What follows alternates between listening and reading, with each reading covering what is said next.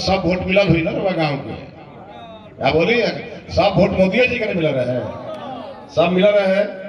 कुछ हमें बढ़ावे के स्कोप बा कि ना, आगे पूरा दिया गई रहे पिछला बार।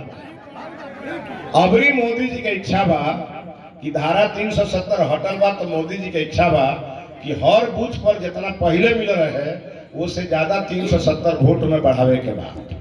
अब वह हम अनुरोध लेके आए बने, रउआ लोग तो देवे करी ले मोदी जी के वोट, अब भाजपा के जीतेबे करी ले, ये सरकार हमार बात मान ली आ 370 वोटवा अबरी बढ़ा दी हर बूथ पर।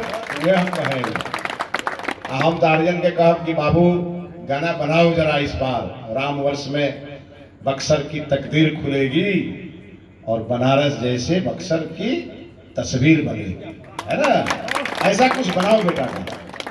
और हमारा तो कहना है कि जहां बनारस और बक्सर में अंतर क्या है, मैं तो नहीं मानता हूं कोई अंतर, क्योंकि गंगा के किनारे पर बनारस भी है, गंगा के किनारे पर बक्सर भी है। ब से बनारस है, ब से बक्सर है, वहां म से मोदी है, यहाँ म से मिथिलेश है। वहां बाबा विश्वनाथ धाम की नगरी है, यहाँ बाबा रामेश्वर नाथ की धरती है, बाबा परमेश्वर नाथ की धरती है। तो इसलिए मैं तो मानता हूं और मैंने जिद ठाना है कि आपके आशीर्वाद से मैं जब सांसद बन के संसद में जाऊंगा तो मुझे मोदी जी का पांव पकड़ना होगा, मैं पकड़ूंगा। लेकिन मोदी जी से एक ही आग्रह करूंगा, मोदी जी बनारस के तर्ज पर बक्सर का विकास कर दीजिए, जिसका हकदार बक्सर, और ये होगा। मैं बड़ा संकल्प लेने वाला आदमी और संकल्प को पूरा करने वाला आदमी, और इसलिए मैं आया हूं। बक्सर तो मैं अक्सर आते जाते रहता था और बक्सर जब मैं आता हूं तो मुझे 2-3 चीजें दिखती है। हर गांव में कोई ना कोई सन्यासी, कोई ना कोई मंदिर, और जिस गांव में जाइए लोग कहीं चैता गा रहे हैं, कहीं होली गा रहे हैं। तो ये सामान्य धरती नहीं है। इस धरती पर अगर जीवन का कोई पुण्य होता है तभी इस धरती पर काम करने का मौका मिलता है, पापियों को इस धरती पर काम करने का मौका नहीं मिलता। और इसलिए मैं भाग्यशाली हूं कि मुझे आप लोगों का आशीर्वाद देने का मौका मिला है। और आप विश्वास करिए, बहुत लोग आएगा आपके बीच, कोई जात के नाम पे कहेगा, कोई कहेगा अल्लाह के नाम पे दे दे बाबा, एक से एक लोग आएगा आपके पास। आपकी कोई गांव की समस्या रहेगी, आप कहेंगे कि नेताजी जरा पुल दे दीजिए, तुम कहेगा नहीं नदियों आपके लिए चलवा देते हैं, पुल तो पुल है, नदी भी आपके गांव में खुलवा देते हैं। ऐसे लोग भी मिलेंगे। लेकिन जब मोदी जी की राजनीति को आप देखिएगा तो मोदी जी ने 14 में जो संकल्प लिया था मोदी जी ने, उस संकल्प को पूरा करने का काम 10 साल में मोदी जी ने किया है। बताइए किया है कि नहीं किया है? रामविलास जी का क्या नारा था? यहाँ लोजपा के हमारे कई मित्र बैठे हैं। रामविलास जी का नारा था कि मैं उस घर में दिया जलाने चला हूं जहां बरसों से अंधेरा है। तो मोदी जी ने एलईडी बल्ब जला दिया, वही विषय खत्म हो गया।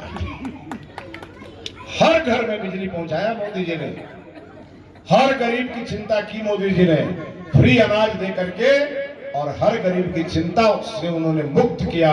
और अब तो फ्री इलाज की व्यवस्था मोदी जी ने कर दिया। अब डीलर के यहाँ आयुष्मान कार्ड बनने लगा। अब क्या चाहिए? अब तो मोदी जी ने गरीबों का हर चिंता दूर कर दिया। और जब हम मस्तक उठा के नहीं चलते थे, 2014 के पहले इस देश में एक प्रधानमंत्री था जो बोलता ही नहीं। जब हमारे देश के सैनिकों का सर काट के पाकिस्तान ले जाता था और वहां फुटबॉल खेलते थे, तो उस समय का प्रधानमंत्री सोनिया गांधी से वार्ता करता था। और आज का प्रधानमंत्री कहता है उधर से गोली चलाओगे तो इधर से गोला चलेगा, और उधर से एक मारोगे तो इधर से 100 मारेंगे। ऐसा प्रधानमंत्री देश को मिला। अब बताइए, कभी टीवी पर पाकिस्तान लौकता? आजकल टेलीविजन के न्यूज में पाकिस्तान के कहीं खबर आने लगा? खबर एक ही आता है, भारत में टाटा का और पाकिस्तान में आटा का खबर आता है आजकल। ये हालत हो गया है पाकिस्तान का, और ये हालत मोदी जी ने किया है। और मोदी जी ने कहा है भारत के साथ जो दोस्ती करेगा उसके दिन अच्छे होंगे, भारत के साथ जो दुश्मनी करेगा वो आटा के लिए भी तरस जाएगा। ये नरेंद्र मोदी का संकल्प है। और इसीलिए आज धारा 370 खत्म हुआ। जम्मू कश्मीर में अमन चैन की स्थापना हो गई, और प्रभु श्री राम 400 वर्षों से टेंट में रह रहे थे। और भगवान का जन्म अयोध्या हुआ, इसको साबित करने में 400 साल लगा। लेकिन 10 वर्षों में भगवान राम टेंट से निकल करके और अपने शानदार मंदिर अयोध्या में स्थापित हो गए, और ये नरेंद्र मोदी ने करके दिखाया। नरेंद्र मोदी ने करके दिखाया। मुझे तो कई लोग मिलते हैं, कहते हैं कि इस जन्म में तो मैं मोदी को छोड़ ही नहीं सकता। मोदी जी कोई काम करे नहीं करे, राम जी को स्थापित कर दिए, सबसे बड़ा काम हो गया। तो इसी नाते मैं आपके गांव में, आपके बीच आपसे वचन लेने आया हूं कि ये काम जो 10 साल में हुआ, ये मोदी जी ने नहीं किया, ये काम आपने किया। यदि 2014 में आपने मोदी जी का चुनाव नहीं किया होता तो ये काम संभव नहीं था। इसलिए आप जाति, धर्म, अपना पराया सोच छोड़ करके, और आप लोगों ने कहा चलो एक अच्छा आदमी आया है, इसको चुन करके दिल्ली भेजो, ये कुछ परिवर्तन करके दिखाएगा। इसलिए परिवर्तन आपने किया है और आपकी उंगलियों ने किया है। क्योंकि जब आप वोट देने जाते हैं तो आपका एक वोट देश की तकदीर बदलता है। और अगर आप सही आदमी को चुनते हैं तो नरेंद्र मोदी बन के आता है, और गलत आदमी को चुनते हैं तो मनमोहन सिंह बन के आता है। देश रसातल में चला जाता है। अच्छा आदमी आता है तो गरीबों का जीवन बदल जाता है। इसका इस बार वोट है, और इसलिए प्रधानमंत्री चुनने का वोट है। मैं आप लोगों से पूछना चाहता हूं कि देश में प्रधानमंत्री का मोदी जी के अलावा भी कोई उम्मीदवार है क्या? बोलिए जोर से, कोई नाम आया है क्या? डर के मारे नाम नहीं आ रहा। जिसका नाम आएगा वो 24 घंटे में अंदर हो जाएगा, क्योंकि कोई बचा ही नहीं है भ्रष्टाचार से। केजरीवाल अंदर, मुख्यमंत्री केजरीवाल अंदर। अब आप बताइए, जिस आदमी ने एक भी विभाग अपने हाथ में नहीं रखा था, मुख्यमंत्री विदाउट पोर्टफोलियो, और शराब के माध्यम से पैसा वसूल कर रहा था, और भी वो मुख्यमंत्री जल गए हैं ना,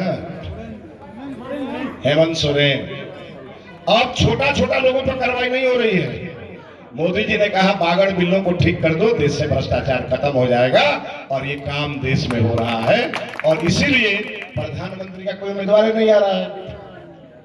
एक नेता है हम लोगों के बिहार के, वो किसी दिन उनका नाम आया तो अगले दिन ही बिल टूटेगा फिर के अंदर, क्योंकि चारा वाला मामला है। उनके बेटे जो है वो अगर चाहे इसमें जाना है तो नौकरी के बदले जमीन का मामला है, बिना कुछ किया 2,500 करोड़ 25,000 करोड़ का संपत्ति का मामला है। तो इस नाते एक ईमानदार सरकार, एक ईमानदार प्रधानमंत्री और एक राष्ट्रवादी प्रधानमंत्री जब देश को मिलता है तो G20 की मीटिंग भारत में होती है और भारत उसकी अध्यक्षता करता है। यह देश का कमाल है, और ये सब चीज आपके उंगलियों में है। जब आप वोट देने जाएंगे, जब आप कमल पर वोट दबाएंगे तो देश की तकदीर बदल जाएगी, और अगर लालटेन पर अगर कहीं गलती से दबा दिए तो देश की तस्वीर ही बदल जाएगी। इसलिए आपसे कहने आए हैं। मैं आजकल घूम रहा हूं बक्सर में, तो मैं लोगों से पूछता हूं कि अगर कमल लेके हम आएंगे तो क्या करिएगा? तो कहा कि कमल लाइएगा तो हम अपने पूजा वाला जगह पर रखेंगे, क्योंकि लक्ष्मी जी ही कमल पे आती है। हम कहें अगर लालटेन लेके कोई आया तो क्या करिएगा? तो कहा लालटेन लेके जो आएगा उसको पहले जा करके हॉस्पिटल में भर्ती करा देंगे, क्योंकि अब तो LED बल्ब जलता है, लालटेन तो कोई जलाता ही नहीं है, तो लालटेन की जरूरत क्या है?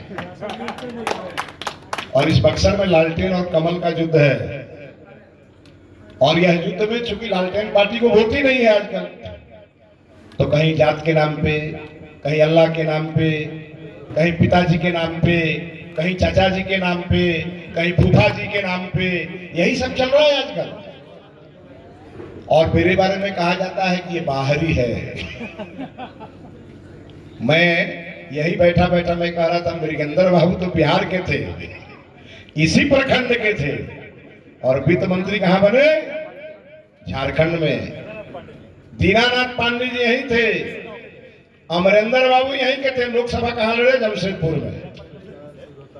अवधेश बाबू, अब हमने ज्यादा नहीं बोलेंगे। और हम लोगों का तो फोर फादर इसी बक्सर के, और इस बक्सर से हमेशा सलेमपुर घाट लोग जल चढ़ाया करते थे। ब्रह्मेश्वर नाथ से सोमेश्वर नाथ की यात्रा आज भी चलती है, और इसलिए जो हमारे फोर फादर यहाँ से वहां गए, वहां बस गए, और आज शायद वही रिसाइकिल होकर के मुझे बक्सर लेकर के आ गया। ये नियति है। हम भोजपुरी बोले वाला आदमी, हमनी के गाँव गाँव रिश्तेदारी, हर गांव में हमनी के मित्र, तो वो लोग अलग हमनी के खिलाफ कुछ बाना तो कुछो बोलत रहा था। रोवालो से एक नहीं हो रहा, बाकी राजद वाला आवे तो पूछब जे हो भाजपा के तो प्रधानमंत्री के चेहरा मालूम बा, तारा लोग के प्रधानमंत्री के चेहरा के बा तनियो बताइए लोग। हमनी के जदयू के नेता बड़न दिनेश जी बैठल बड़ा, फरमा के नीतीश जी के लेके चल गए रहे एक बेर, कहल लो जे हमनी के प्रधानमंत्री बना दे, तो नीतीशो जी चले गए, प्रधानमंत्री के पद केकरा नहीं बनना लगी। नीतीश जी गए तो लालू जी को लेकर सोनिया गांधी के पास चले गए। सोनिया जी से कहे कि मैडम इनको प्रधानमंत्री बना दीजिएगा तो मेरा बेटवा मुख्यमंत्री बन जाएगा। तो सोनिया जी कही अब मेरा बेटवा का क्या होगा कि आपका बेटवा बन जाएगा, मेरा बेटवा क्या करेगा। मामला वहीं बिगड़ गया। बिहार के नेता ही अपने बेटा के लिए बेचैन है, दिल्ली में सोनिया गांधी अपने बेटा के लिए बेचैन है, लेकिन नरेंद्र मोदी 140 करोड़ लोगों के लिए न सोता है, न जगता है, न रुकता है, न थकता है, ऐसा प्रधानमंत्री देश को मिला है और इसके लिए कमल पर वोट करता है। इसलिए आज मोदी जी उम्मीदवार है, मैं उम्मीदवार नहीं।